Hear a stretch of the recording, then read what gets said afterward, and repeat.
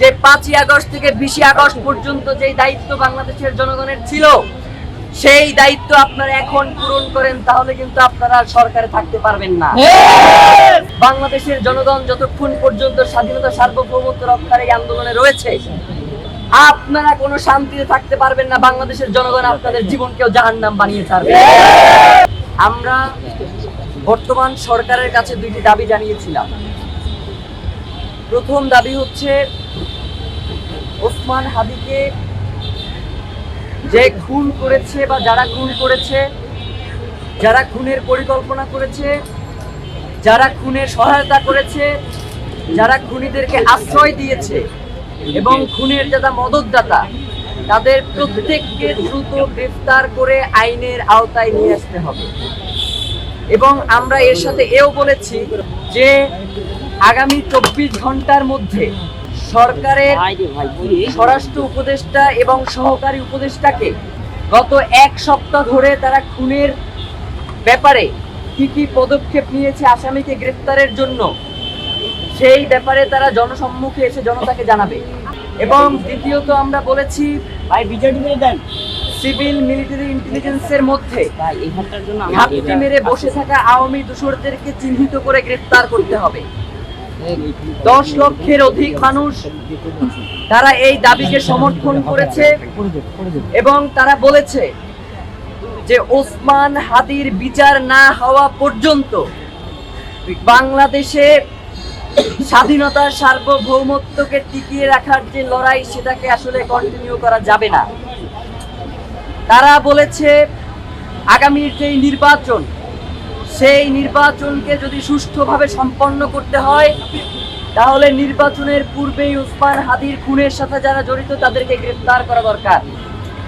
কিন্তু আমরা লক্ষ্য করেছি গতকাল স্বরাষ্ট্র মন্ত্রণালয়ের পক্ষ থেকে যেই বিবৃতি দেওয়া হয়েছে, সেখানে আমরা স্বরাষ্ট্র উপদেষ্টা এবং তার বিশেষ সহকারী খোদাবক্স, তাদের 2 জনের একজনকেও আমরা দেখতে পাই নাই। এর মাধ্যমে প্রতীয়মান হয় যে স্বরাষ্ট্র উপদেষ্টার দপ্তর থেকে এই ঘটনাকে তুচ্ছ-তাচ্ছিল্য করা হয়েছে। তারা মনে করেছে যে ওসমান হাদির ঘটনাকে তারা ধামাচাপা দিয়ে দিবে। কিন্তু আমরা আপনাদেরকে জানিয়ে দিতে চাই, বাংলাদেশের জনগণ, আপনারা যাদেরকে বোকা দুর্বল মনে করেন, তারা জুলাইয়ে আপনাদেরকে একটা শিক্ষা দিয়েছে, কিন্তু আপনাদের সেই শিক্ষা হয় নাই। 5 তারিখ থেকে 20 তারিখ পর্যন্ত বাংলাদেশের জনগণের যেই দায়িত্ব ছিল তারা সেইটা পূরণ করতে পারে নাই। আজকে ইনকিলাব মঞ্চ যদি এইখান থেকে ঘোষণা দেয় যে 5ই আগস্ট থেকে 20 আগস্ট পর্যন্ত যেই দায়িত্ব বাংলাদেশের জনগণের ছিল, সেই দায়িত্ব আপনারা এখন পূরণ করেন, তাহলে কিন্তু আপনারা সরকারে থাকতে পারবেন না।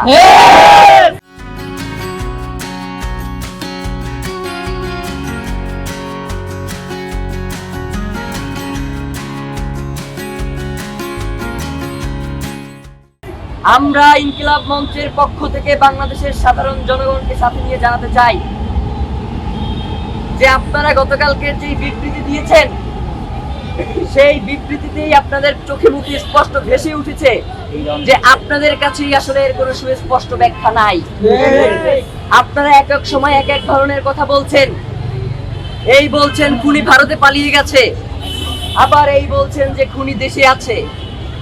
বাংলাদেশের গোয়েন্দা সংস্থার আসলে কাজ কি? ট্যাক্সের টাকায় বাংলাদেশের সবথেকে গুরুত্বপূর্ণ জায়গাগুলোকে দখল করে আরামায়েশ করার জন্য কি আপনাদেরকে জনগণ এখানে বসিয়ে রেখেছে?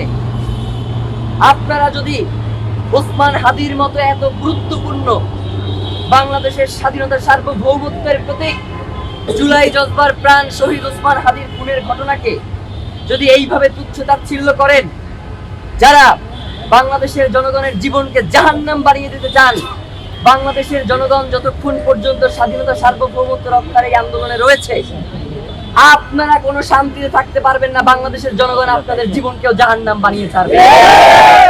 আমরা বলতে চাই, আমরা যেই 2টা দাবি জানিয়েছি, আপনারা এখন পর্যন্ত খুনি কোথায় রয়েছে? আপনারা খুনির ড্রাইভারকে গ্রেফতার করছেন, খুনির ড্রাইভারকে আপনারা গ্রেফতার করতে সক্ষম হন নাই।